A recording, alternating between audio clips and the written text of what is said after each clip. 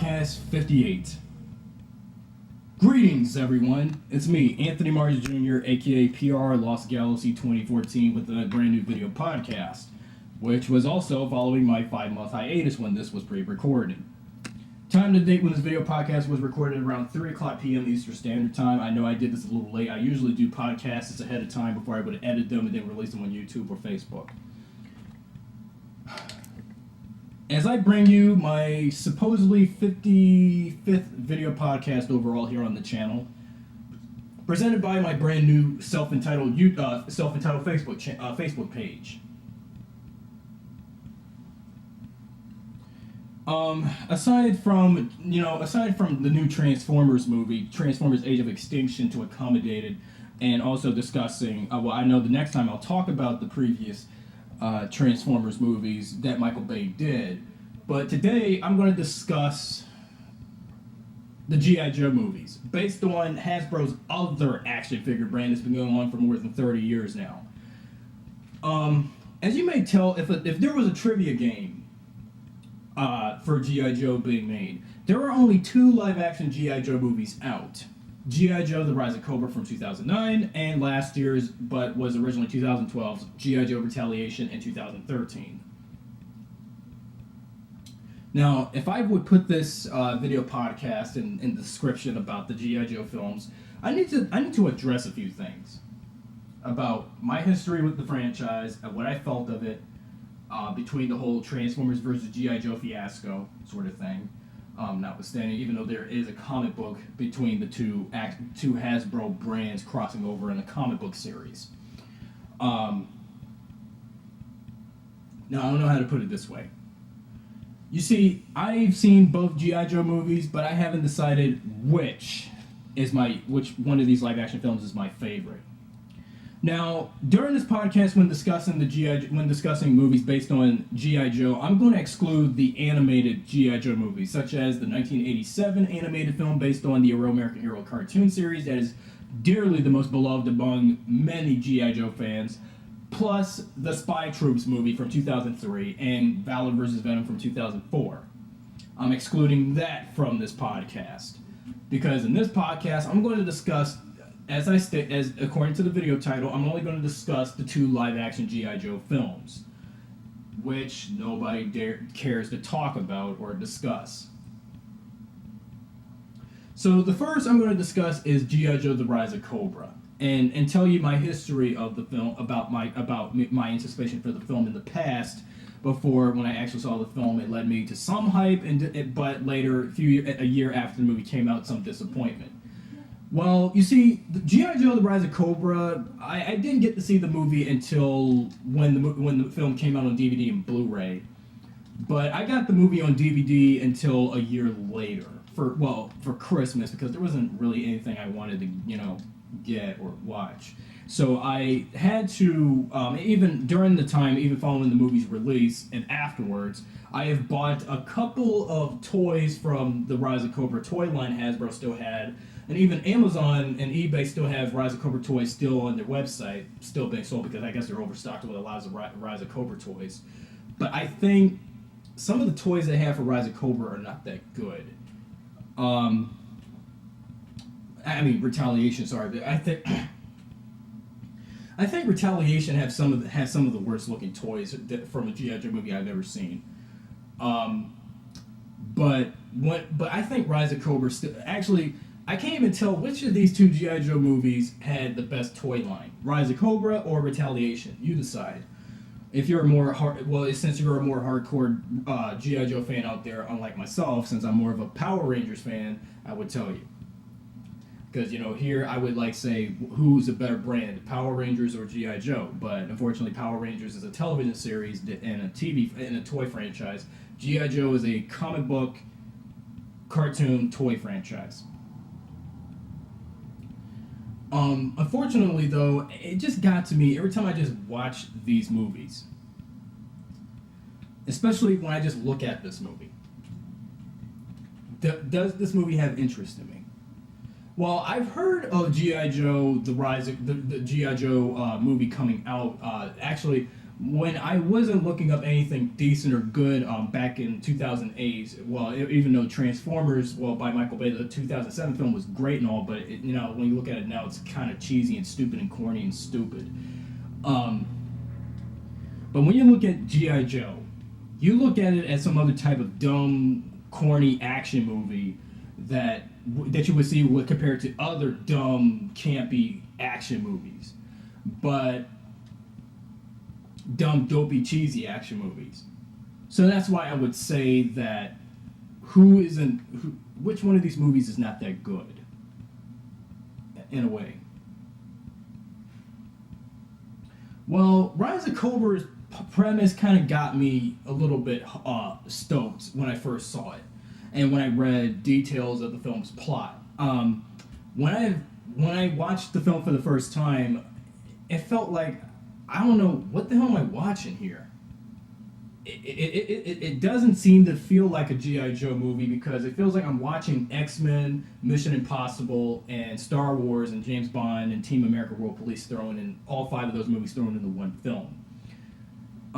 But actually, excuse me for bringing up Team America World Police, but unlike that movie, the G.I. Joe movie, this G.I. Joe movie does not feature the characters as marionette, puppets featuring likenesses of following actors like Channing Tatum and Rachel Nichols or Marlon Wayans, etc. But if it did, then it would be a lot hilarious if we saw a marionette puppet movie of G.I. Joe featuring those actors, like in Team America, where it saturnized and also made parodies of the following celebrities in that film, the whole plot of Cobra using nanomites to obliterate an entire city or even the whole world thing. Now, I would have imagined if this was a plot that should have been just dropped throughout the movie completely. Now, as soon as I come back on PRLostGalaxy2014 soon and discuss the movie in my movie review show, I would probably likely do G.I. Joe: The Rise of Cobra and Retaliation early rather than waiting until like season 2 of the movie review show of mine or season 3. So I think I should, after I do my movie review of American Psycho, which I never got to do soon. So after my American Psycho review, I'm going to do G.I. Joe: The Rise of Cobra, and then probably save my Retaliation review a little later on around season 2. So, excuse me. But now, when I first heard of what actors were going to be in this movie, I was kind of excited and unfamiliar with some of the following faces and names. Now, I bear in mind, I've been known of Marlon Wayans from when he was on the Wayans Brothers and the Scary Movie films, the first 2 only, actually, exactly. White Chicks, Little Man, and a couple of other movies he has done that were good and bad at the same time. Because you got some people out there that don't like the Wayans brothers. Either Marlon in particular. I began to know who Channing Tatum is because G.I. Joe was the first film I'd get to know about Channing Tatum some more. But if I would recall early on, he was in this movie called Step Up, which would also become the big name or somewhat underground movie franchise of a name of dancers and such. And Rachel Nichols, I have little to no familiarity with her, as and then everybody knows who Ray Park is because he was Toad in X-Men and Darth Maul in Star Wars Episode 1: The Phantom Menace. Joseph Gordon-Levitt, it just dawned on me about him, and then thought about him seeing him as Cobra Commander. I can't even imagine him as Cobra Commander. He should have been some other type of character. But he just doesn't fit. When I first saw him as the Doctor and Rex Lewis and Cobra Commander in this movie, that's 3 different characters in a row. It's like the movie can't decide what to do with Gordon-Levitt's character. It's like they didn't know. It's like, does Cobra Commander have multiple personalities or some sort? In the original cartoon, Cobra Commander only has one personality, and that's him himself wearing this concealed mask, so that way nobody can see his hideous face, and everybody wants to know what his hideous face will look like up to a point. I mean, have all these burnt scars like Freddy Krueger from the Nightmare on Elm Street movies or something, or I don't know, or any of the Cenobites from Hellraiser. Well, that's exactly how I would imagine Cobra Commander up to this point. And then the foot soldiers in the movie were the Neo Vipers. Now, the whole Viper thing. Now, when you call it Neo, it looks like I'm looking at foot soldiers from something else. Well, I like the Neo Viper helmets and the suits, but it's not very Cobra, very Cobra-ish, for a G.I. Joe movie. Why couldn't they just stick with the usual Cobra troopers that were featured in the cartoons and the comics is never explained. Especially from the people behind the writers, including director Stephen Sommers, that bastard, the Hollywood, the bastardizing son of a bitch who likes to ruin franchises and wants to get people invested in seeing his movies all the time, and knowing that none of his movies are good. Now, I sat here before I was thinking about doing this G.I. Joe movie podcast and wondering, well, every movie I've seen that Stephen Sommers directed featuring some of the same actors, every single one of these movies, including the Mummy films and Van Helsing, and this with G.I. Joe, sucks. I can see if this was Roland Emmerich doing a G.I. Joe movie. I can see if this was Michael Bay doing a G.I. Joe movie, but he's busy with Transformers. I can see if this was, let's say, someone who has some militaristic experience and knows a lot about the military and the background of militarism in films, like Steven Spielberg. But if Steven Spielberg did do a G.I. Joe movie, it would be too, I don't know. But, no. But, seriously, Stephen Sommers, the director behind the Mummy films, 2 of the 3 films, well, he only produced the 3rd, even though the 3rd was the worst. Van Helsing, Deep Rising, and such other shit films that he has ever done before G.I. Joe and afterwards. This is his worst. I think, among all of Sommers' movies, I think Rise of Cobra was his worst film. Because, after 5 years after he made Van Helsing, realized that, well, Van Helsing was a shit movie. I mean, well, actually, this is why Stephen Sommers is on everyone's list of worst film directors of all time and one of the worst movie directors ever spawned in the face and history of Hollywood, especially up to this point. Well, I can accept his Huck Finn movie that he made with Disney back in 1993, 20-some years ago, which I've seen before. But seeing movie adaptations of certain things that exist in this world in pop culture doesn't faze him, and it just doesn't work. And the G.I. Joe franchise fell victim in the hands of Stephen Sommers, and I realized then and there that, well, ever since Retaliation came around, I felt like, yeah, Rise of Cobra did suck. But though it feels like since it's been years since G.I. Joe: The Rise of Cobra came out, I have a feeling this movie is starting to develop a cult following. Because even as bad as this movie was, I think it kind of garnered cult following right now. Because it just doesn't deserve. It just doesn't deserve to be one of the best. Sorry, some of my CDs fell. One of the best action movies out there. It's kind of one of those cheesy cookie cutter type action movies with a simple plot that feels like it's like you can find on a Doctor Who episode, or something off a Mission Impossible movie, which this movie garnered, especially when it came to the Joes chasing the Baroness and Storm Shadow and a Neo Viper in Paris before they would, use one of the nanomite warheads to obliterate the Eiffel Tower in France, which is stupid. Well, if I was a writer on G.I. Joe: The Rise of Cobra, I would take that entire action scene out. And also, I need to describe something about the Baroness's betrayal, because you see, I think Sienna Miller is what hurted this movie the most, because you see, the Baroness is not supposed to be some sort of neutral antagonist type of female character in black tights. You see, I've done tons of research on her character and throughout the entire G.I. Joe mythos and universe. The Baroness is a villain and will always be a villain, but for some reason, they had such a half-assed opportunity to cast someone who has little to no experience of being in an action movie who's been doing countless indie films in the UK, and put her in an American-made film based on an American toy and cartoon franchise, and fucks the role up, even if she doesn't know who the character is. And I think this is one of the few things what is wrong with today's action movies when you have female characters like this. And excuse me if I'm going to become sexist during this subject, but this is the truth.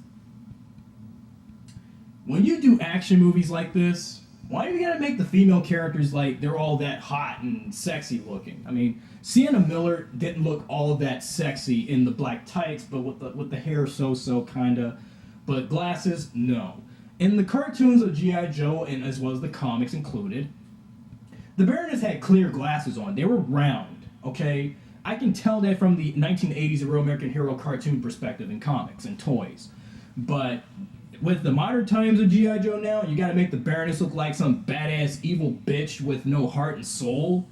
That looks like, well, I don't give a fuck about what people tell me what to do. I can just do whatever the fuck I want. And just shoot people for no fucking reason, and then kick someone that dumped me is following my brother's supposedly death, and then see him 4 years later being with some military organization, and then sees him in all kinds of shit, and then see him again realizing that he was part of my past throughout these flashbacks I've been having throughout the whole fucking movie for 110 fucking minutes. That just really pissed me off with Sienna Miller's character. She was just not a good choice.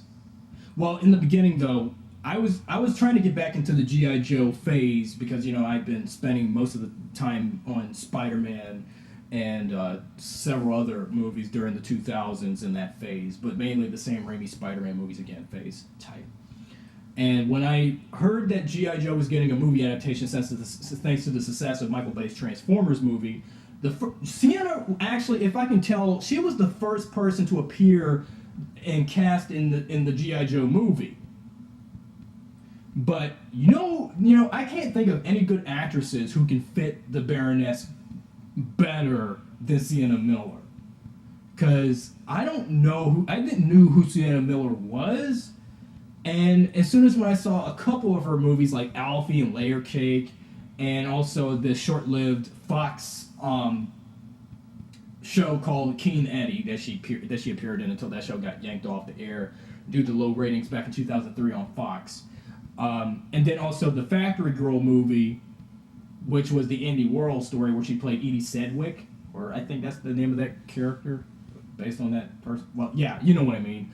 And seeing her in a action-packed movie based on a cartoon toy and comic book like G.I. Joe, now that doesn't look right, because I had high hopes that she would do the Baroness exactly how I would imagine, because even though I've heard of the character a couple of times, even watching the Sigma 6 cartoon, and watched a couple of, and also seen a couple of action figures of the character being released over the years of, well, if you count this decade, when it comes to G.I. Joe, now lasting for 3 decades, excluding from what was the G.I. Joe of the 60s and 70s, now you need to realize that it just, why are you going to do the character like every other evil broad in black tights I have seen in action movies like this, huh? You see, the Baroness is no Catwoman. She is no those other type of characters, okay? I could see if this was Anne Hathaway as the Baroness, or whoever, or any actress who likes to wear black tights to make them look like hot, so that way us guys can masturbate and fap at them because they're wearing latex tights or whatever. But Sienna Miller is the Baroness in G.I. Joe. I can pass on her. I'm sorry.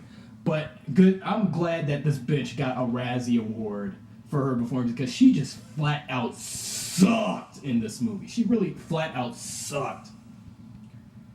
You know, they should have had her as a good guy in this movie. They should have put her in Scarlett's role and put someone who can do her Baroness role. And Rachel Nichols would have been Lady J or somebody.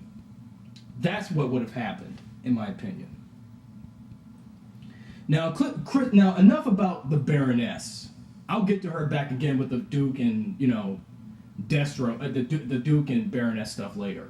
Now, Destro, they kind of made him... Well, he was the main villain more often because he was the creator of the nanomines, and he's behind the Mars Industries Corporation, and he's an arms dealer. I know that at least they kept that element of Destro here, but the way how they did it here just didn't work.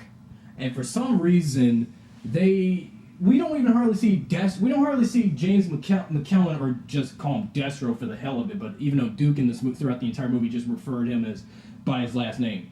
But I don't understand why the hell we had to see him not wearing that metal mask of his. It's like we gotta wait till the end of the movie until we see Cobra Commander with his mask on. Now, speaking of Cobra Commander's mask in Rise of Cobra, I was extremely disappointed with the overall concept and design of Cobra Commander in Rise of Cobra. In his appearance at the end of the film, his final scene in the movie, why the hell did they make him look like General Grievous from Star Wars Episode 3 mixed with something I would see off a Power Rangers villain? Oh my god. As knowing me as a fan of Power Rangers, it seems like every single action movie like this I see, it's like I'm watching Power Rangers but with other licensed franchise characters in it, like G.I. Joe, and that's exactly what that reminds me of. And I can imagine if there was a Power Rangers reboot movie directed by Steven Sommers, Steven Sommers would never get a Power Rangers reboot movie right. So. Okay, and then also now let's go back with the Baroness, because I have a lot to be left desired to say, and I have to get it off my chest before I would move on with my rant on Retaliation. Why does Baroness in this movie have something to do with Duke? Her backstory revolved around her and her love relation, and also her later love relationship with Destro. Every iteration of her in the comics and cartoons and things, she was always in love with Destro, and Destro was always in love with the Baroness. Here in the Rise of Cobra, they got her falling in love with Duke first, then Storm Shadow was like her mentor, and then when it comes to martial arts and hand-to-hand combat with guns and shit, but knowing that Storm Shadow usually uses swords, and Destro. But somehow it's like she doesn't care about Destro because, of course, they hired an actor who was the 8th iteration of Doctor Who, and knowing that, Christopher Eccleston was way too old for Sienna, because when Sienna Miller was cast as the Baroness in G.I. Joe, The Rise of Cobra, she was like in her late 20s, and Christopher Eccleston, he might be in his 50s right now, but when this movie was made, he was in his late 40s, early 50s when he was playing Destro, and somehow it doesn't make no sense. They could have just stuck on a much more age-appropriate actress for the Baroness's role. Sienna should have played either Scarlet or Lady J, or actually when I was talking about Rachel Nichols, when I said Rachel Nichols would have been Lady J if Lady J was present in this film, and Sienna would have been Scarlet and someone would play Baroness, and I know that never happened, unfortunately. But so somehow I just don't really like the Baroness in this movie. I mean, I liked the Baroness in other iterations of G.I. Joe in both animation and comics, but not this movie. And then I also have to address about the whole accelerator suit stuff. Why do I have a feeling that Steven Sommers must have seen Iron Man before it would possibly come out? Because I heard that production took a little less than no time to be made, because this film went under scrutiny because of the 2008 Writers Guild of America strike at that time, and I remember that.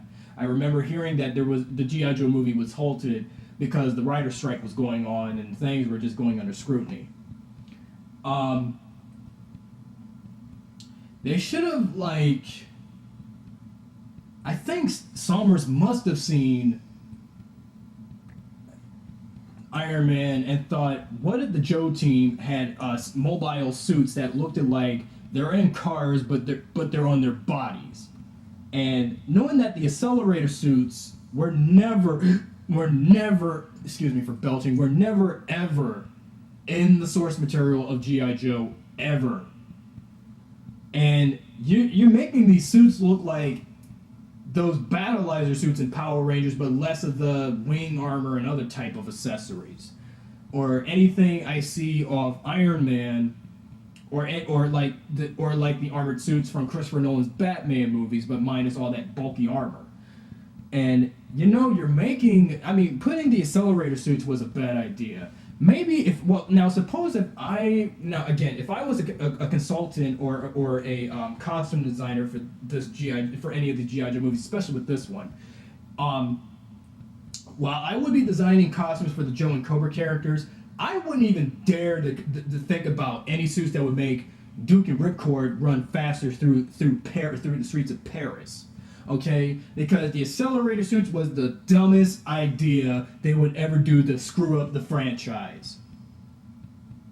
Well, so anyway, after this movie, I lost interest in G.I. Joe until what was supposed to clean up the franchise, but had to be delayed and then happened.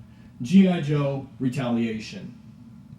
However, though, G.I. Joe: The Rise of Cobra, although the film was never liked by many people, but yet is currently now getting a cult following, since even though the movie was savaged by critics, fans, and audiences alike, the movie was still a box office success, grossing more than $300 million at the box office worldwide and internationally. But when it came to its 2012 but later 2013 predecessor, G.I. Joe Retaliation, the sequel was a box office success, but the reviews and reactions from people and critics were just worst. Now, Retaliation was getting much hype than Rise of Cobra did, because when Rise of Cobra came out in 2009, nobody was looking forward to see a G.I. Joe movie that looked like Transformers meets Team America, blah, blah, blah, and some sorts. But Retaliation, now this looks like a G.I. Joe movie. But except the fact that it looks like I'm watching, yet again, some other type of movie or some typical action movie featuring The Rock and Bruce Willis in it, but with G.I. Joe in it. Based on the trailers I have seen back in late 2011, early 2012, and yes, when you think about the first trailer for the film released back then, it had that Glitch Mob remix of the Seven Nation Army song by the White Stripes. Yes, I still have the MP3 of that, and also have the song in one of my playlists on this channel before it got knocked off YouTube due to copyright. As soon as when I seen more and more trailers for Retaliation, I was getting more stoked. But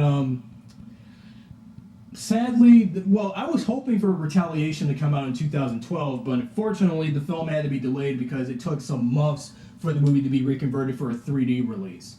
So we had to wait a long way till last year for it to come out, and I was like, I can't wait that long for Retaliation to come out. And then at the time to support the film's release, the toys were out, but they were later recalled because the movie was pulled from being released because they had to reshoot some scenes, especially adding a few scenes where Duke would have enough screen time until he would get obliterated, and that kind of disappointed a lot of us. When you kill Duke off, when you kill a main character in a franchise like Duke and G.I. Joe, it was just like how, remember you former 80s kids, if you know this, I'm going to say it while you guys are watching.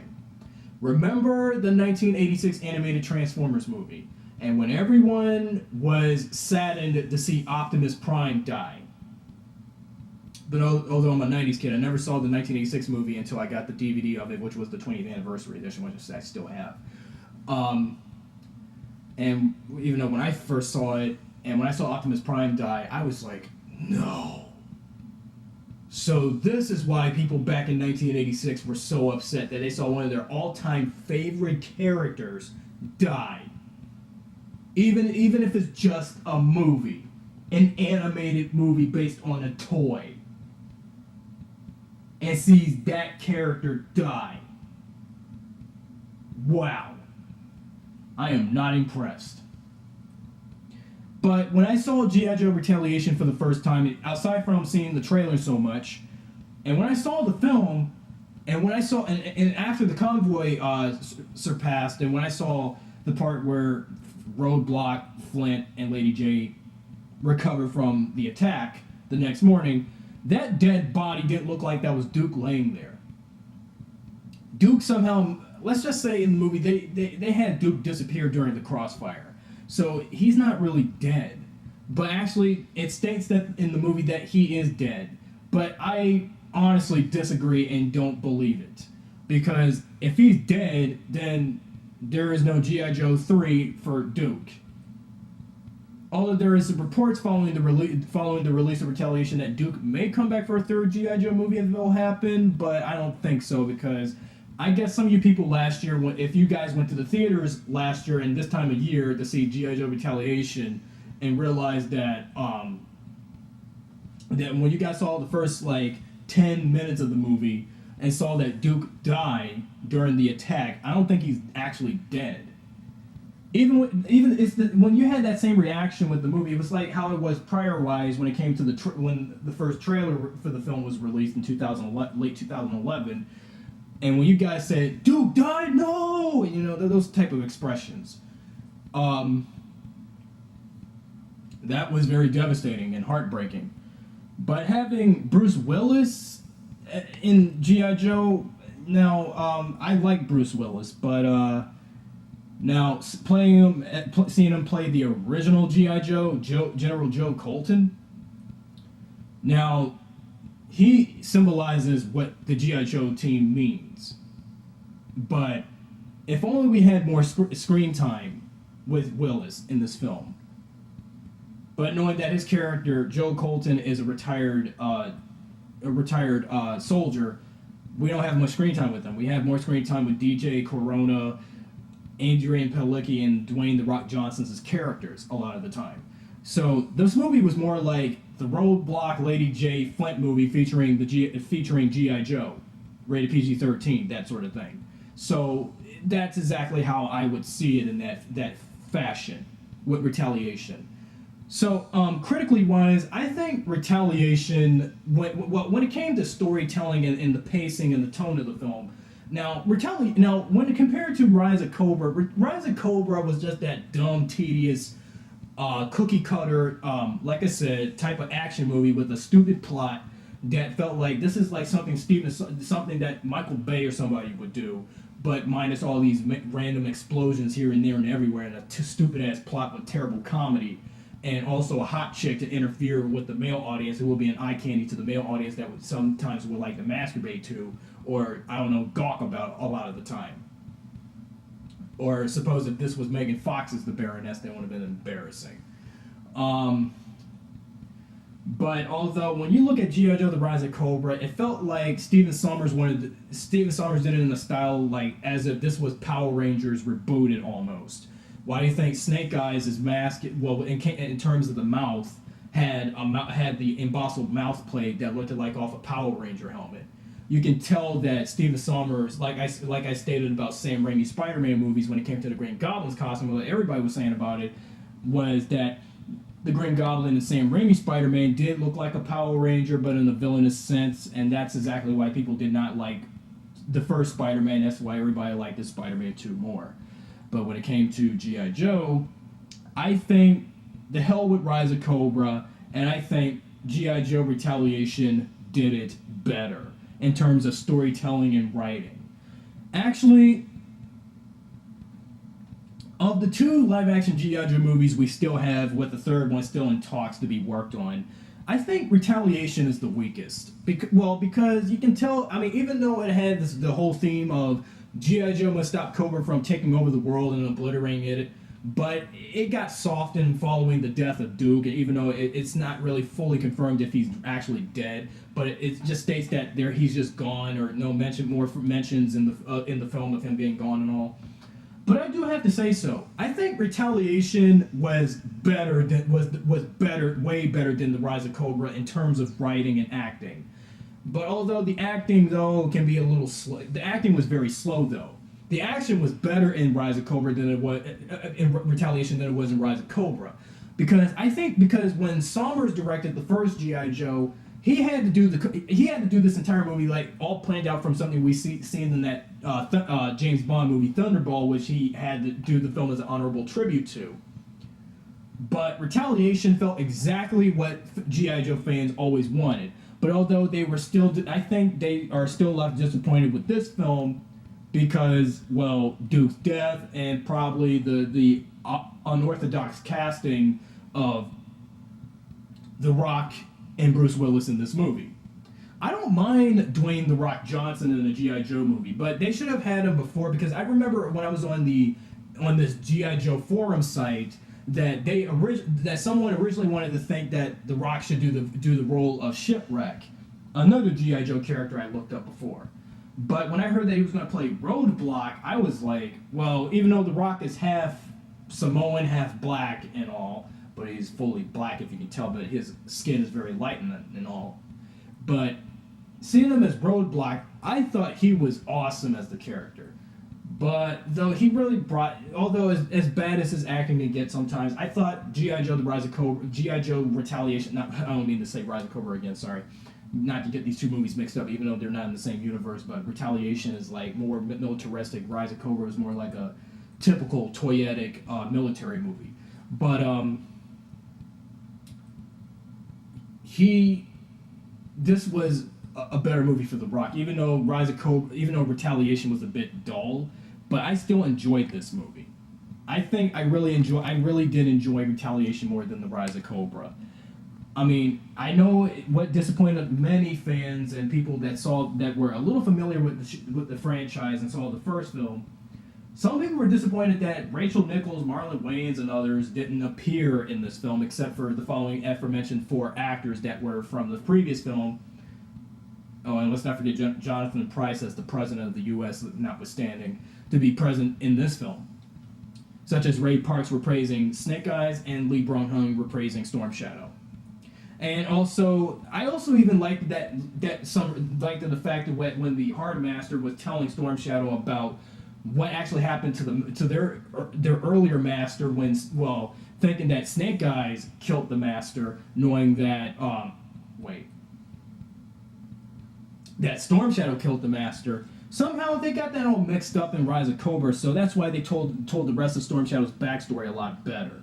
And, excluding the fact that thinking, ever since when Snake Eyes beat Storm Shadow during training as a child with Storm Shadow would kill the master, but after I saw that flashback scene, Zartan was the one responsible for killing their first master. So that's why I've waited so long to see what will happen if they brought this up from Rise of Cobra between Snake Eyes and Storm Shadow's backstory. So I think the backstory between the two Arashikage ninjas were way better than what was done in Rise of Cobra. You see, Retaliation, the reason why I liked this G.I. Joe movie more, once again speaking, is because it did a lot of serious cleanup that was left over from Rise of Cobra. Because although there are a few elements from Rise of Cobra brought up, except the whole warhead stuff and the whole nanomites and things, I just didn't like that shit. It just felt like I can see if this was off Power Rangers or Transform or something else, Mission Impossible or Transformers again. But seriously, no. So anyway, as I stated, as I close this, among these two G.I. Joe films with a third possible one, Retaliation is better, but although it's still it's still one of the weakest G.I. Joe movies I have ever seen, but it's still a great film. And I think the toy line that supported this movie were pretty weak, and they were just not really good toys. Let's just say that their toys for the movie were just not that good. If they do, since I've heard about if they would do a third G.I. Joe movie, I heard that they're probably going to bring Duke back, they're going to bring Scarlet back, and hell, they're even going to bring the Baroness back. But when they do a G.I. Joe 3, I hope they do not pick someone that isn't like Sienna Miller for the Baroness, because I hope they don't. And when they do reintroduce the Baroness in one of these movies, I hope that version sticks to what struck the character at her core from the comics and the cartoons, past and present. I hope they do. and also continue on what Cobra Commander would have in store for the Joe team, with Cobra dominating to take over the world for a third G.I. Joe film. I hope they do. And I hope they'll probably bring back General Hawk back, Ripcord, and several other characters. And those characters. And introduce one other G.I. Joe and Cobra characters that wasn't featured in any of these two movies to be featured here. I mean, if we did, we would have an entire reunion of all of the Joe and Cobra characters. So this concludes my video podcast on the G.I. Joe movies, and I appreciated that you guys sat here to hear what I have to say about these two movies, see which one of these G.I. Joe movies are better, voting one movie over the other, because the other one was like just a toy, like I said, a stupid, toyetic, campy, dopey, militaristic, of the futuristic type movie. So Retaliation was better. So anyway, I'm Anthony Marsh Jr., aka PRLostGalaxy2014, signing off and saying yo Joe and knowing is half the battle, blah blah blah, that sort of G.I. Joe stuff, signing off, and I'll see you guys right back here next time with a new video podcast. And also check out my brand new self-devoted fan page on Facebook. The link is on the bottom below. Thanks for watching, and Terror Ventures Conference Hall is now closed.